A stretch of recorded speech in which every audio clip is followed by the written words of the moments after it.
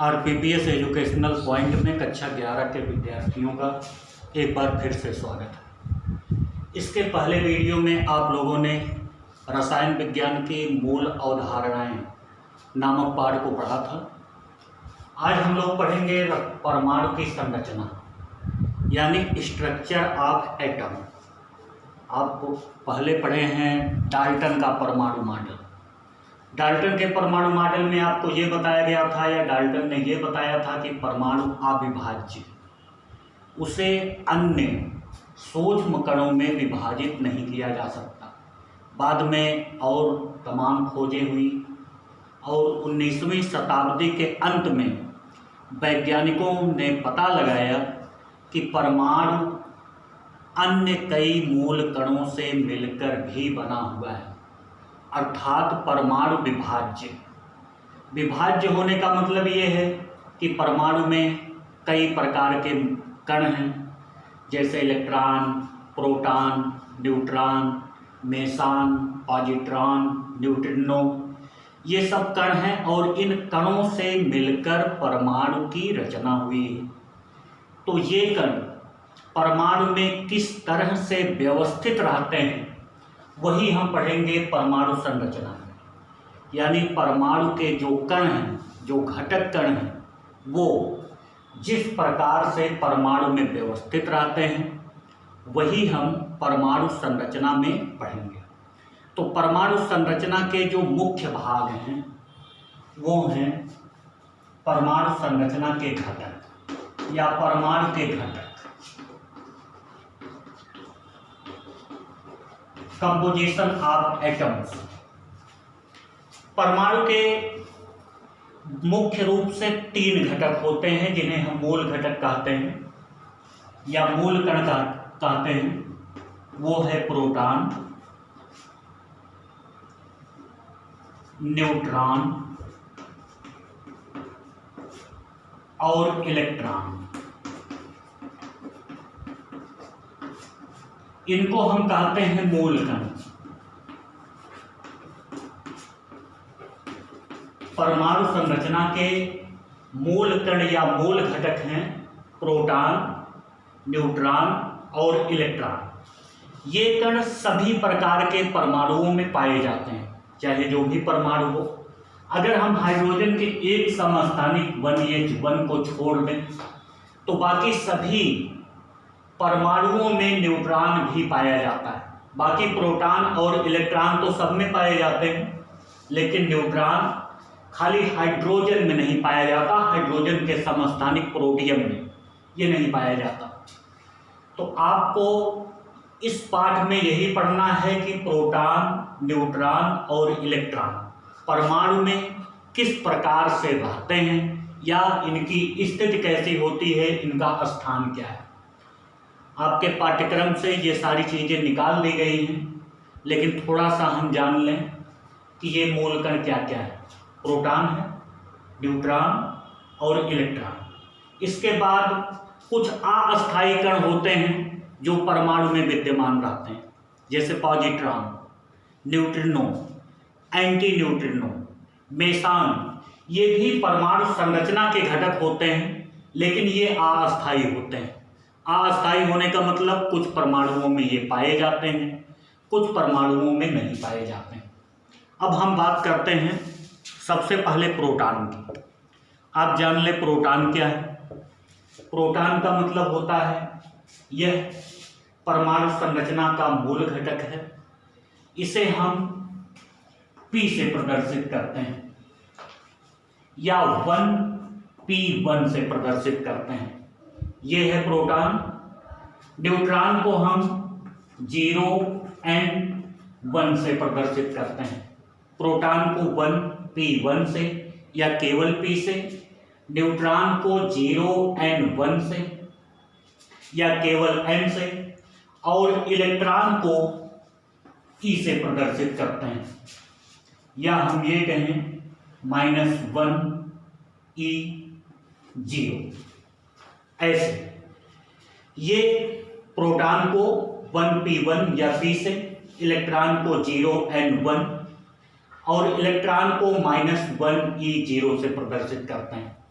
आपको मालूम होगा जो नीचे की संख्या है वो आवेश को बताती है। तो यहाँ पर एक का मतलब इस पर एक इकाई धनावेश होता है प्रोटॉन पर, और इसका द्रव्यमान भी एक इकाई होता है। प्रोटॉन का द्रव्यमान एक, आवेश भी एक इकाई धनावेश।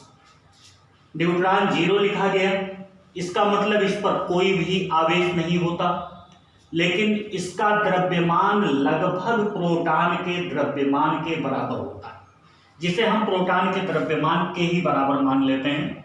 थोड़ा सा कम होता है उससे, लेकिन दोनों का द्रव्यमान लगभग बराबर माना जाता है। और इलेक्ट्रॉन पर एक इकाई ऋणावेश होता है, इलेक्ट्रॉन पर एक इकाई ऋणावेश, और इसका द्रव्यमान लगभग 0 के बराबर होता है। इसीलिए यहाँ पे 0 लिखा गया है। 0 लिखने का मतलब परमाणु की तुलना में या प्रोटॉन और न्यूट्रॉन की तुलना में इलेक्ट्रॉन का द्रव्यमान नगण्य होता है। ऐसा नहीं है कि इसमें द्रव्यमान नहीं होता, द्रव्यमान होता है, लेकिन प्रोटॉन और न्यूट्रॉन की तुलना में लगभग 1837 गुना कम होता है। और इतना कम होने का मतलब इसके द्रव्यमान को हम नगण्य मान लेते हैं। तो ये मूल कण हो गए। प्रोटॉन और न्यूट्रॉन ये परमाणु के नाभिक में रहते हैं, जैसा कि रदरफोर्ड का परमाणु मॉडल बताता है कि प्रोटॉन और न्यूट्रॉन ये नाभिक में। आप पूछेंगे नाभिक क्या है? न्यूक्लियस जिसे कहते हैं। नाभिक का मतलब परमाणु संरचना का वह भाग जिसमें उसका समस्त धनावेश और द्रव्यमान एकत्रित होता है या संचित रहता है, उसे नाभिक कहते हैं। तो नाभिक में प्रोटॉन और न्यूट्रॉन रहते हैं। प्रोटॉन और न्यूट्रॉन, क्योंकि प्रोटॉनों पर धन आवेश होता है, न्यूट्रॉनों पर कोई आवेश नहीं होता है, इसलिए नाभिक पर धनावेश होता है। इलेक्ट्रॉन नाभिक के बाहर विभिन्न कक्षाओं में चक्कर लगाते हैं। फिलहाल ये प्राचीन परमाणु मॉडल है, ये आपके कोर्स की बात नहीं है। नाभिक के बाहर इलेक्ट्रॉन रहते हैं। इलेक्ट्रॉन पर ऋणावेश होता है, इलेक्ट्रॉन पर ऋणावेश और प्रोटॉन पर धनावेश। किसी भी परमाणु में जितने प्रोटॉन होते हैं उतने ही इलेक्ट्रॉन होते हैं, अर्थात जितना धनावेश होता है उतना ही ऋणावेश भी होता है। किसी भी परमाणु में प्रोटॉनों की संख्या इलेक्ट्रॉनों की संख्या के बराबर होती है, और जब प्रोटॉनों की संख्या इलेक्ट्रॉनों की संख्या के बराबर होगी तो इसका मतलब होगा कि उसमें धनावेशों की संख्या ऋणावेशों की संख्या के बराबर हो जाएगी और परमाणु विद्युत उदासीन होगा। परमाणु क्यों विद्युत उदासीन होते हैं? तो आप बताएंगे परमाणु में प्रोटॉनों की संख्या इलेक्ट्रॉनों की संख्या के बराबर होती है, अतः परमाणु विद्युत उदासीन होते हैं। तीसरी बात, न्यूट्रॉन। न्यूट्रॉन नाभिक में रहता है। न्यूट्रॉन के कारण परमाणु का द्रव्यमान तो होता है, लेकिन उसके कारण आवेश पर कोई प्रभाव नहीं पड़ता। प्रोटॉन और न्यूट्रॉन एक दूसरे से प्रबल आकर्षण बल द्वारा बंधे रहते हैं। यदि हम किसी कारणवश, चूंकि इलेक्ट्रॉन बाहर होते हैं, कक्षा में रहते हैं, और किसी भी प्रकार से एक इलेक्ट्रॉन या अन्य इलेक्ट्रॉन हम नाभिक ये परमाणु से बाहर निकाल दें तो परमाणु आवेशित हो जाता है। जैसे आपने पढ़ा होगा धनायन, ये है सोडियम परमाणु। जब हम किसी तत्व का संकेत लिखते हैं, पिछले पाठ में आपको बताया गया था, तो ये है परमाणु का संकेत। इसका मतलब ये विद्युत उदासीन है। अगर इसके ऊपर हम 1+ चार्ज ऐसे लगा दें तो कहा जाता है ये सोडियम आयन। सोडियम आयन का मतलब ये धनायन है। धनावेश क्यों आया? इसलिए आया कि इसमें से एक इलेक्ट्रॉन निकल गया तो प्रोटॉनों की संख्या बढ़ गई। क्योंकि परमाणु विद्युत उदासीन था, उसमें प्रोटॉनों की संख्या इलेक्ट्रॉनों की संख्या के बराबर होती थी, तब तो विद्युत उदासीन था। एक इलेक्ट्रॉन सोडियम ने त्याग दिया या सोडियम में से निकल गया तो प्रोटॉनों की संख्या बढ़ गई और उस पर धनावेश आ गया। तो ये इसी तरह ये देखिए क्लोरीन परमाणु, अगर एक इलेक्ट्रॉन ये ग्रहण कर ले, यहाँ देखिए ग्रहण कर लिया, माइनस चार्ज आ गया। क्यों माइनस आया? क्योंकि इसने एक इलेक्ट्रॉन ग्रहण किया। पहले इसमें प्रोटॉनों की संख्या यानी धनावेश की संख्या इलेक्ट्रॉनों की संख्या यानी ऋणावेश की संख्या के बराबर थी, तब तो विद्युत उदासीन था। लेकिन जब एक इलेक्ट्रॉन कहीं से ये ग्रहण करेगा तो एक इलेक्ट्रॉन बढ़ जाएगा, एक इलेक्ट्रॉन बढ़ेगा तो एक इकाई ऋणावेश इस पर आ जाएगा और ये आयन बन गया, ऋणावेशित आयन या आयन कहते हैं, क्लोराइड आयन बना। तो आप जान गए होंगे कि आयन कैसे बनते हैं या किस प्रकार से किसी पर प्लस चार्ज आता है। प्लस चार्ज या धनावेश कब आता है? जब वो इलेक्ट्रॉन को त्याग देते हैं। ऋणावेश कब आता है? जब कोई परमाणु इलेक्ट्रॉन को ग्रहण कर लेता है। तो ये है प्रोटॉन, इलेक्ट्रॉन और न्यूट्रॉन, ये परमाणु संरचना के मूल कण हैं, ये आपको जानना है। इसके बाद थोड़ी सी चीज आप जानेंगे, परमाणु क्रमांक। ये भी आपके कोर्स में नहीं है, पिछली कक्षा में कक्षा 9 में आप लोगों को बताया गया होगा। परमाणु क्रमांक, एटॉमिक नंबर या परमाणु संख्या, ये क्या है? इसे हम कैपिटल जेड से प्रदर्शित करते हैं। परमाणु क्रमांक को हम कैपिटल जेड से प्रदर्शित करते हैं। परमाणु क्रमांक का मतलब होता है किसी परमाणु में उपस्थित प्रोटॉनों की संख्या, यानी किसी भी परमाणु में उपस्थित प्रोटॉनों की संख्या को उसका परमाणु क्रमांक कहते हैं। क्योंकि प्रोटॉनों को निकाला नहीं जा सकता, ये नाभिक में रहते हैं, इलेक्ट्रॉन निकल सकते हैं या ग्रहण किए जा सकते हैं, इसलिए इलेक्ट्रॉनों की संख्या को हम परमाणु क्रमांक नहीं कह सकते। लेकिन एक बात है, अगर परमाणु विद्युत उदासीन है तो उस स्थिति में प्रोटॉनों की संख्या और इलेक्ट्रॉनों की संख्या दोनों बराबर होगी, तब हम दोनों को परमाणु क्रमांक कह सकते हैं। तो परमाणु क्रमांक किसे कहते हैं? किसी परमाणु के नाभिक में उपस्थित प्रोटॉनों की संख्या को उसका परमाणु क्रमांक कहते हैं। प्रोटॉनों की संख्या, प्रोटॉनों की संख्या बराबर होता है परमाणु क्रमांक। अब अगर आपसे कोई पूछे परमाणु क्रमांक क्या है, तो आप बताएंगे किसी परमाणु के नाभिक में उपस्थित प्रोटॉनों की संख्या को परमाणु क्रमांक का। उदासीन अवस्था में प्रोटॉनों की संख्या इलेक्ट्रॉनों की संख्या के बराबर होती है, इसलिए हम ये भी कह सकते हैं कि किसी परमाणु में इलेक्ट्रॉनों की संख्या को भी हम परमाणु क्रमांक कह सकते हैं। लेकिन अगर वो आयनिक रूप में है तब इलेक्ट्रॉनों की संख्या को परमाणु क्रमांक हम नहीं कहेंगे। परमाणु क्रमांक का मतलब होता है प्रोटॉनों की संख्या। दूसरी बात आती है द्रव्यमान संख्या। द्रव्यमान संख्या, मास नंबर इसको अंग्रेजी में कहते हैं, इसे कैपिटल ए से प्रदर्शित करते हैं।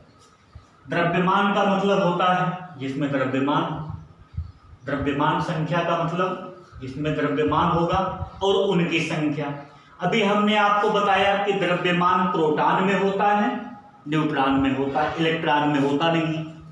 तो प्रोटॉनों की संख्या और न्यूट्रॉनों की संख्या, दोनों संख्याओं को यदि हम जोड़ दें, किसी परमाणु के नाभिक में उपस्थित प्रोटॉनों की संख्या और न्यूट्रॉनों की संख्या, दोनों का योगफल द्रव्यमान संख्या कहलाता है। द्रव्यमान संख्या किसे कहते हैं? जिनमें द्रव्यमान होता है उनका योगफल। द्रव्यमान होता है प्रोटॉन में और न्यूट्रॉन में।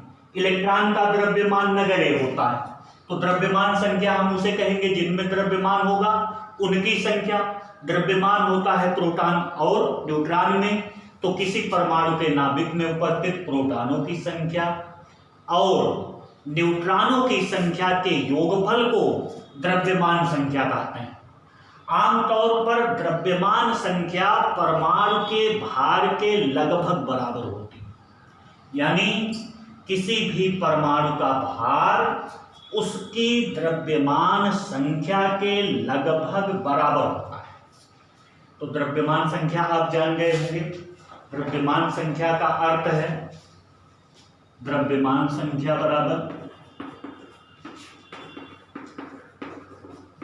द्रव्यमान संख्या बराबर होता है प्रोटॉनों की संख्या, प्रोटॉनों की संख्या प्लस न्यूट्रॉनों की संख्या, न्यूट्रॉनों की संख्या, यानी A equal to Z plus N. ये देखिए, या हम कह सकते हैं A equal to P plus N, जहां P फार प्रोटॉनों की संख्या और N फार न्यूट्रॉनों की संख्या। आप लोगों ने पिछली कक्षाओं में देखा होगा परमाणुओं का निरूपण। परमाणु का निरूपण कैसे किया जाता है? परमाणु का निरूपण,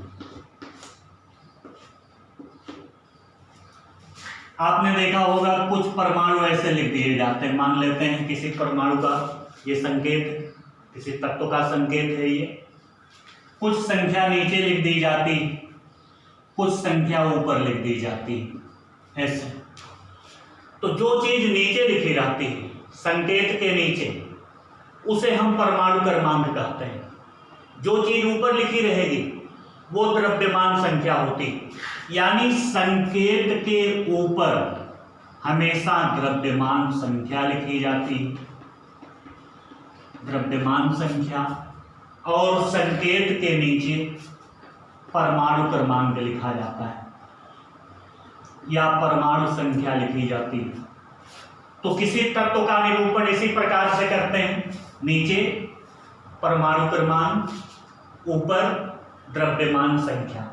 अब जैसे हम एक संकेत लेते हैं, ये देखें यहां लिखा हुआ है 1H1, 1H1, H क्या है? हाइड्रोजन का संकेत। 1 क्या है? नीचे वाली संख्या, हाइड्रोजन का परमाणु क्रमांक 1 है। ऊपर वाली संख्या 1 क्या है? हाइड्रोजन की द्रव्यमान संख्या है। इसी तरह अगर हम कोई दूसरी चीज ले लें, ये देखिए किस चीज का संकेत? हीलियम का। अगर नीचे हम 2 लिख दें, ऊपर 4 लिख दें, तो इसका मतलब क्या हुआ? हीलियम का परमाणु क्रमांक 2, हीलियम की द्रव्यमान संख्या 4। परमाणु क्रमांक 2 होने का मतलब ये है कि इसमें 2 प्रोटॉन है। द्रव्यमान संख्या 4 होने का मतलब ये है कि इसमें प्रोटॉन और न्यूट्रॉन दोनों मिलकर 4 की संख्या में है, यानी प्रोटॉन और न्यूट्रॉन दोनों को मिला दें तो इनकी संख्या हो जाएगी 4। और अगर हम कोई अन्य चीज, कोई परमाणु ले लें, मान लीजिए हम सोडियम भी ले लेते हैं, ये सोडियम का संकेत है, नीचे 11, ऊपर 23 लिखा हुआ है। इसका मतलब ये 11 सोडियम का परमाणु क्रमांक है, 23 सोडियम की द्रव्यमान संख्या है। अगर इतनी चीज हमको मालूम है तो हम पता लगा सकते हैं कि किसी भी परमाणु में कितने प्रोटॉन हैं, कितने इलेक्ट्रॉन हैं, कितने न्यूट्रॉन हैं। ये सारी चीजें भी हम, अगर हमें परमाणु क्रमांक और द्रव्यमान संख्या पता है तो आसानी से बता सकते हैं। जैसे सोडियम का परमाणु क्रमांक 11, परमाणु क्रमांक 11 होने का मतलब इसमें 11 प्रोटॉन है, क्योंकि प्रोटॉनों की संख्या बराबर परमाणु क्रमांक होता है। 11 प्रोटॉन, चूंकि ये उदासीन अवस्था में है तो 11 इलेक्ट्रॉन भी होंगे, तो प्रोटॉन हो गए 11, इलेक्ट्रॉन हो गए 11। बात करें न्यूट्रॉनों की, तो न्यूट्रॉनों की संख्या हम इस सूत्र से निकाल सकते हैं। n बराबर देखिए क्या हो जाएगा, z को इधर लाइए, a माइनस जेड। अब अगर न्यूट्रॉन की संख्या निकालनी है तो 23 में से 11 घटा देंगे, 12 आ जाएगा। तो इस तरह से हम प्रोटॉनों की संख्या, इलेक्ट्रॉनों की संख्या, न्यूट्रॉनों की संख्या आसानी से ज्ञात कर सकते हैं जब हमें परमाणु क्रमांक और द्रव्यमान संख्या पता हो तब। तो ये चीज आप जान गए होंगे, परमाणु क्रमांक क्या है, द्रव्यमान संख्या क्या है, किसी तत्व का निरूपण किस प्रकार से किया जाता है, ये चीजें आपको पता चल गई होंगी। ये सब आपके पाठ्यक्रम में नहीं है। कोविड-19 के कारण आपका पाठ्यक्रम 30% कम कर दिया गया है, पहले हुआ करता था। लेकिन ये सारी चीज़ें अगर आप नहीं जानेंगे तो जहाँ से आपका पाठ्यक्रम शुरू होगा वो नहीं पढ़ पाएंगे, इसलिए इनको जानना जरूरी है। अब हम आपको बता दें समस्थानिक, ये भी आपके लिए नया शब्द नहीं होगा, पहले से ही आपको मालूम होगा समस्थानिक क्या है, समभारित क्या है, सम न्यूट्रॉनिक, सम इलेक्ट्रॉनिक, ये सब भी आपको पता होना चाहिए। तो सबसे पहले हम आपको बताएं समस्थानिक यानी आइसोटोप्स। सम माने समान, स्थानिक माने स्थान वाला। समान स्थान का मतलब जिसे एक ही जगह स्थान दिया जाए वो समस्थानिक। स्थान कहाँ पर एक ही जगह दिया जाए, तत्वों को आवर्त सारणी में रखा गया है, उन्हें आवर्त सारणी में कुछ निश्चित स्थानों पर रखा गया है, इसलिए जिन तत्वों को एक ही स्थान पर रख दिया गया वो समस्थानिक होंगे। अब आवर्त सारणी कैसे बनी? वो परमाणु क्रमांक के बढ़ते क्रम में बनी हुई, यानी तत्वों को उनके परमाणु क्रमांकों के बढ़ते क्रम में रखने पर एक नियमित अंतराल बाद समान गुणधर्म के तत्वों की पुनरावृत्ति होती थी। इसी गुण के आधार पर आवर्त सारणी बनाई गई। उस आवर्त सारणी में जो तत्व समान स्थान पर रहेंगे वो समस्थानिक होंगे। अब समान स्थान पर कौन होंगे? जिनका परमाणु क्रमांक समान होगा। जिनका परमाणु क्रमांक समान होगा वो समस्थानिक कहलाएंगे। समस्थानिक का मतलब जिनका परमाणु क्रमांक समान होता है। समान परमाणु क्रमांक वाले तत्व समस्थानिक। समस्थानिक का मतलब समान परमाणु क्रमांक वाले तत्व। जैसे आपने पढ़ा होगा हाइड्रोजन। हाइड्रोजन का संकेत H, इसके 3 समस्थानिक ज्ञात हैं। ये देखिए 1H1, 1H2, 1H3। यहां देखिए तीनों के परमाणु क्रमांक समान है, नीचे वाली संख्या समान है, तो ये समस्थानिक है। समस्थानिक इसलिए हैं क्योंकि इनके परमाणु क्रमांक समान है। हाइड्रोजन के 3 समस्थानिक, ये है प्रोटियम, ड्यूटेरियम, ट्राइटियम। इसी तरह क्लोरीन के 2 समस्थानिक होते हैं, ऑक्सीजन के 2-3 समस्थानिक होते हैं, नाइट्रोजन के समस्थानिक हैं। यहाँ तक कि कृत्रिम विधियों द्वारा तमाम तत्वों के समस्थानिक बनाए जा सकते हैं। तो समस्थानिक के लिए आपको ध्यान देना है जिनका परमाणु क्रमांक समान होगा। जिन तत्वों का परमाणु क्रमांक समान होगा उन्हें समस्थानिक कहेंगे। परमाणु क्रमांक समान होने का मतलब संकेत भी तत्समान हो जाएगा। तो अगर कई तत्व आपको दिए जाते हैं उनमें से समस्थानिक का चयन आपको करना है तो आप परमाणु क्रमांक समान वालों को एक साथ कर लीजिए। परमाणु क्रमांक तत्व का मूल लक्षण होता है, उसी के आधार पर आवर्त सारणी बनाई गई। तो जिनका परमाणु क्रमांक समान होगा उनको आप समस्थानिक बना लीजिए। दूसरा आता है समभारित, आइसोबार्स। समभारित का मतलब जिनका भार समान है, यानी द्रव्यमान संख्या समान हो। अभी हमने कहा कि द्रव्यमान संख्या परमाणु भार के लगभग बराबर होती है। द्रव्यमान संख्या परमाणु भार के लगभग बराबर होती। जब दोनों द्रव्यमान संख्या परमाणु भार के बराबर हो गई तो जिनकी द्रव्यमान संख्या समान वो समभारित। जैसे ये देखिए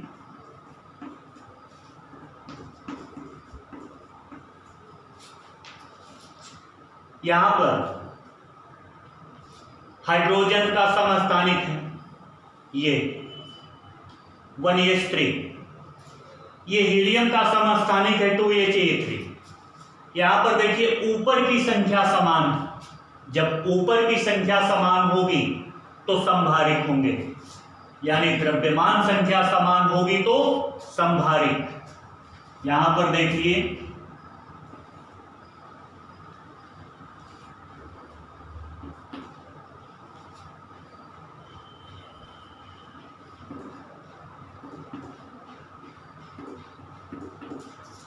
ये देखिए ऑक्सीजन, ऑक्सीजन का एक समस्थानिक है, ये नाइट्रोजन का समस्थानिक है।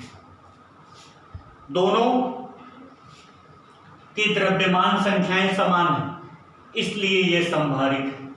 तो संभारिक का मतलब जिसकी द्रव्यमान संख्या या जिन तत्वों की द्रव्यमान संख्याएं समान होती हैं उन्हें संभारिक कहते हैं। संभारिक का मतलब समान द्रव्यमान संख्या वाले तत्व समस्थानिकों संभारिकों को आवर्त सारणी में भिन्न भिन्न स्थानों पर रखा जाता है। समस्थानिक को आवर्त सारणी में एक स्थान पर रखा जाता है। अब बात आती है समन्यूट्रॉनिक की। अब बात सम आ रही है, इसलिए परिभाषा आप अपने मन से बना सकते हैं। समन्यूट्रॉनिक आइसोटोन्स। समन्यूट्रॉनिक का मतलब जिनमें न्यूट्रॉनों की संख्या समान हो, ऐसे तत्व जिनमें न्यूट्रॉनों की संख्या समान हो समन्यूट्रॉनिक कहलाते हैं। इसी तरह समिलेक्ट्रॉनिक। समिलेक्ट्रॉनिक का मतलब ये भी आप अपने मन से बता सकते हैं। समिलेक्ट्रॉनिक का मतलब ऐसे तत्व जिनमें इलेक्ट्रॉनों की संख्या समान हो समिलेक्ट्रॉनिक कहलाते हैं। तो आप जान गए होंगे समस्थानिक, समभारिक, समन्यूट्रॉनिक, समिलेक्ट्रॉनिक। तो आज की वीडियो में आप लोग इतना ही पढ़ेंगे। इसके बाद जो अगली वीडियो होगी उसमें आपको परमाणु मॉडल बताया जाएगा, वहीं से आपका पाठ्यक्रम प्रारंभ होगा।